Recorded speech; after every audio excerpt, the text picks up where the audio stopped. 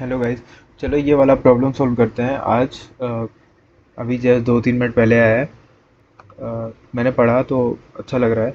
काफ़ी दिन बाद आया है। ठीक है। तो देखो क्या दिया है, print n bit binary number having more than ones than zeros. Okay. तो गिवन अ पॉजिटिव इंटीजर, ये मैंने पढ़ा नहीं। मैं देखो इनपुट में दिया है n इक्वल टू 2, तो मुझे आउटपुट चाहिए 2 बिट के। ठीक है, आंसर चाहिए मुझे। और कंडीशन क्या है कि सारे प्रीफिक्स जो हो ना उस तुम्हारे आउटपुट के, वो सारे प्रीफिक्स में मोर देन 1 होने चाहिए जीरो से। मोर देन और इक्वल टू, मोर देन और एन इक्वल टू। ठीक है। तो जैसे 2 बिट का बोला था, तो 2 बिट के तुम कितने नंबर बना सकते हो? एक तो 1 1 बना सकते हो, 1 0 बना सकते हो, सॉरी 1 0 बना सकते हो, 0 1 बना सकते हो, 0 0 बना सकते हो। ठीक है। तो अब देखो, वन में क्या है, अगर ये वाला प्रीफिक्स लो वन केवल, तो इसमें वन कितना है, एक है, और जीरो कितना है, जीरो। तो one greater than equal to zero है। ठीक है, तो ये सेटिस्फाई हो जाएगा। फिर अगर ये पूरा प्रीफिक्स लेते, इसमें भी वन 2 बार आया है और जीरो एक भी बार नहीं आया। ठीक है। तो ये कंडीशन भी सेटिस्फाई कर रहा है, मतलब इसके सारे प्रीफिक्स जो हम बना सकते हैं सारे कंडीशन सेटिस्फाई कर रहे हैं, तो ये हमारा आंसर हो जाएगा। ठीक है। और 1 0 में देखते हैं, क्या वन एक प्रीफिक्स है? हाँ है। और इसमें नंबर ऑफ वंस का काउंट जो है नंबर ऑफ जीरो के काउंट से बड़ा या बराबर है? हाँ है। तो ये ठीक है, अभी तो ठीक है। फिर ये देखेंगे 1 0, इसमें मतलब वन कितनी बार आया है, एक बार, और जीरो कितनी बार आया है, एक बार। तो वन का काउंट जो है greater than equal to zero है? हाँ है। तो मतलब ये भी हमारा आंसर हो जाएगा। ठीक है। और बाकी इसमें देखते हैं, ये प्रीफिक्स है, जीरो वन का, यस है। इसमें नंबर ऑफ वन का count greater than equal to zero है?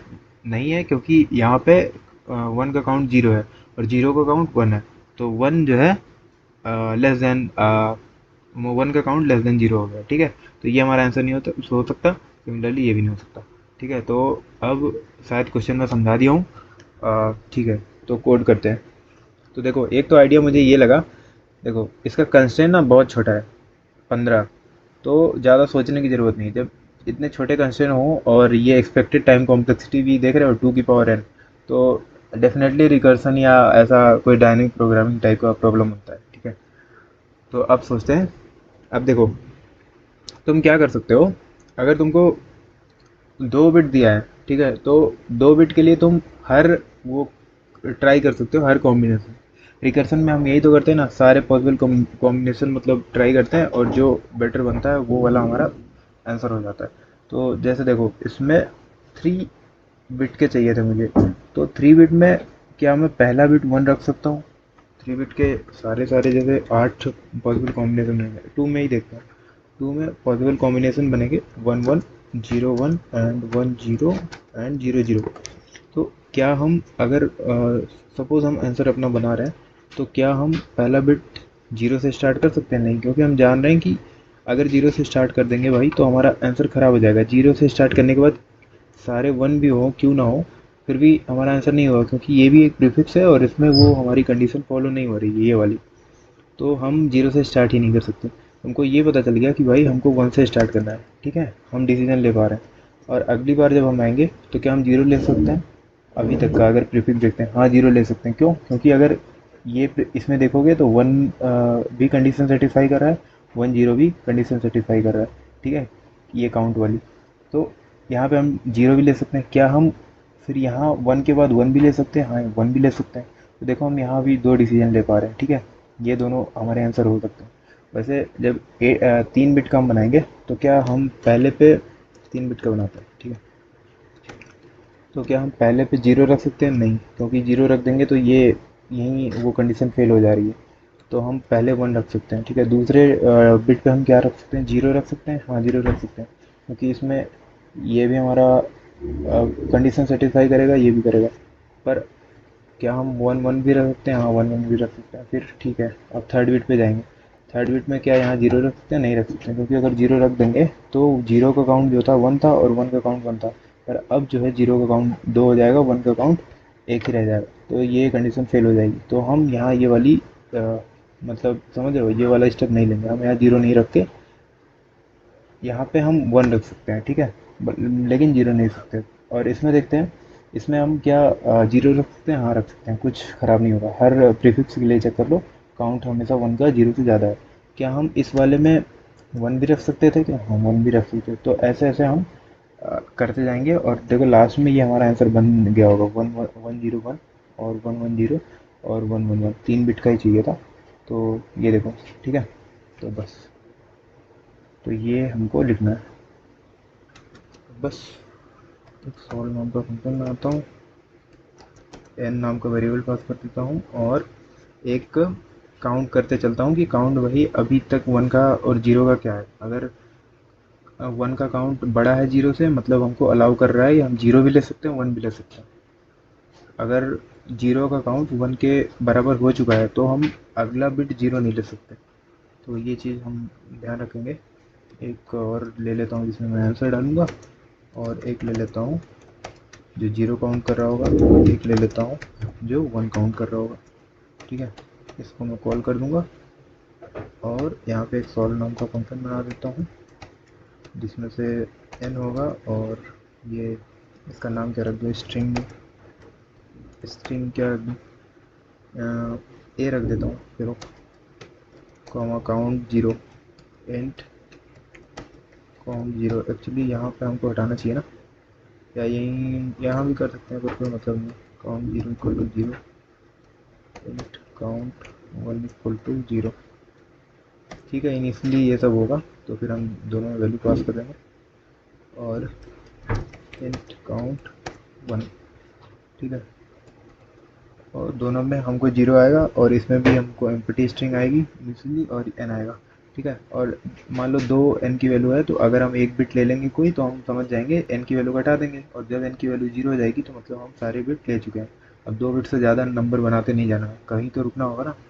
तो वो रुकना कहाँ होगा? जब जब हम उतनी लेंथ की बिट बना चुके हों, जब ए डॉट साइज जो है हमारा बराबर हो जाए एन के, या यूँ लिख दें कि एन जब हो जाए इक्वल इक्वल टू जीरो के। ये दोनों चीज़ हम कर सकते हैं। ये वाला हम कर लेते हैं, if n equal equal to zero हो जाए। लेस देन भी लगा देते हैं, रिस्क क्यों लेना, ठीक है। वैसे इक्वल टू भी चल जाएगा। रिटर्न, कुछ रिटर्न नहीं करेंगे, वर्ड फंक्शन रहेगा।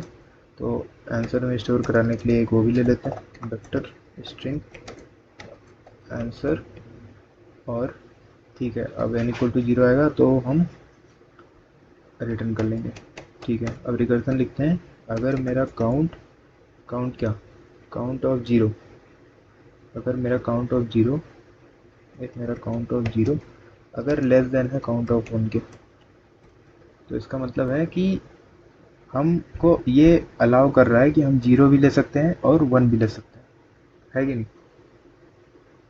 हाँ, दोनों ले सकते हैं। तो हम दो कॉल करेंगे, एक में एन माइनस वन दोनों ले रहे हैं, और ए में मान लो पहली बार हम लिए ए प्लस वन ले लिया। अगर वन लिया तो क्या होगा? काउंट जीरो का काउंट कुछ फ़र्क नहीं पड़ेगा, काउंट वन के काउंट में एक इंक्रीमेंट हो जाएगा, ठीक है। अगर हम दूसरा तरीका भी कर सकते हैं, दोनों बात हमको लेने होंगे ना। हम अगर अलाउ कर रहा है काउंट, एक minute, C O U N T, ठीक है। अगर जीरो का काउंट जो है वन से छोटा है, तो इस पोजीशन पे हम क्या कर सकते हैं? जैसे यहाँ पे वन है, इस बिट के लिए तुमको डिसीजन लेना है, सेकंड बिट के लिए। तो अभी तक तुम्हारा वन जो है greater than equal to zero था उनका काउंट, तो यहाँ पे तुम वन भी ले सकते थे, जीरो भी ले सकते हो। वही यहाँ किया है, देखो वन के बाद यहाँ वन लगा के एक नया बिट बन गया, यहाँ लगा के एक नया नंबर मतलब बन गया वन जीरो।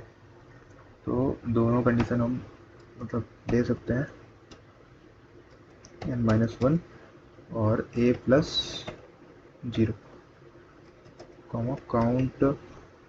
इसमें अगर मैं जीरो ऐड कर रहा हूँ तो जीरो का काउंट एक बढ़ा दूंगा, और काउंट वन वैसा ही रहने दूंगा। यहाँ भी कोई गलती है, ठीक है। ठीक है, अगर ये अलाउ करता है, अगर ये अलाउ नहीं करता है, बोलता है कि भाई तुम वन जीरो तक बना चुके हो, मान लो ऐसा कुछ केस होता, 3 बिट के लिए बनाना होता और वन जीरो तक बना चुके हो, तो अब तुम अगली बार जीरो नहीं ले सकते, तुम वन ही लेना पड़ेगा तुमको। अगर ऐसा है, मतलब ऐसा नहीं है, count of zero equal to हो गया है काउंट ऑफ वन के, तो तुमको वन लेना ही पड़ेगा compulsory. Solve n minus one comma a plus one comma count zero comma count 1 plus 1, ठीक है। काउंट 0 ऐसा रहेगा, 1 का काउंट हम बढ़ा लेंगे और 1 हम अपने आंसर में ले लेंगे। और बस यहाँ पे रिटर्न कर दूँ अगर मैं, क्या रिटर्न कर दूँ, कुछ नहीं, वॉइड है। और यहाँ मैं अपने आंसर में स्टोर करा लूँ, आंसर डॉट पुश बैक, क्या ये ए की वैल्यू, क्योंकि हम यहाँ पे बाई एड्रेस नहीं पास कर रहे हैं स्ट्रिंग को, तो कोई दिक्कत नहीं है। वो अपने आप जब वापस आएगा इस रिकर्जन कॉल से, तो अगली बार 0 ऐड होके जाएगा। ऐसा नहीं है कि, सॉरी, ऐसा नहीं है कि अगर 1 ऐड कर दिया था तो फिर अब इसी नेक्स्ट कॉल में 1 0 ऐड होगा। अगली कॉल में वो 1 हट जाएगा, फिर 0 ऐड होके जाएगा, ठीक है। पास बाई वैल्यू है, रेफरेंस है। तो सबमिट करता हूँ। स्ट्रिंग string, ये मैं बहुत बार करता हूँ।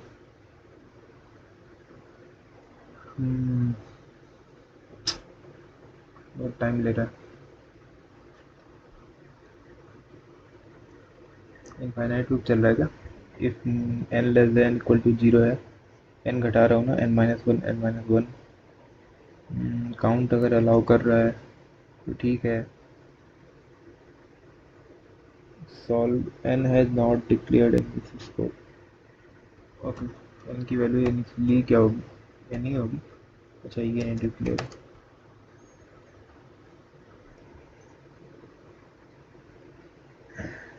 इतना टाइम क्यों ले रहे हो? इंट काउंट 0, कितनी एरर है जी?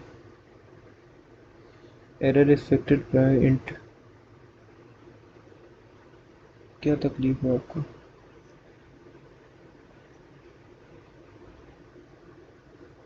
String char error restricted by for int. Solve नाम का फंक्शन कॉल किया मैंने, n कॉमा ये, ठीक है। एक सेकंड, क्या कर रहा हूँ मैं यहाँ पे? डायरेक्टली मुझे 0 0 पास कर देना चाहिए उसे। सेगमेंटेशन फॉल्ट, क्या दिक्कत है जी? 30 लाइन यहाँ पर, क्या मैं इंडेक्स के बाहर जा रहा हूँ कहीं से? ए प्लस दिस, क्या ऐसा हो सकता है कि काउंट 0 जो है ग्रेटर देन काउंट 1 हो जाए? ऐसा तो नहीं होगा क्योंकि मैं यहाँ पे टेक केयर कर ले रहा हूँ। Segmentation fault, the monitored command double code, क्या तकलीफ है जी? अगर n की value less than equal to 0 है तो मैं आंसर में रोज करा रहा हूँ, ठीक है।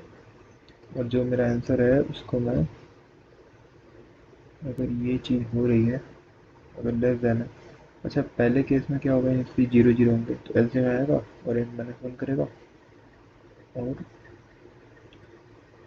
ए प्लस ए में ऐड करेगा स्ट्रिंग, फिर काउंट 0 वैसा ही रहेगा, काउंट 1 बढ़ा देगा,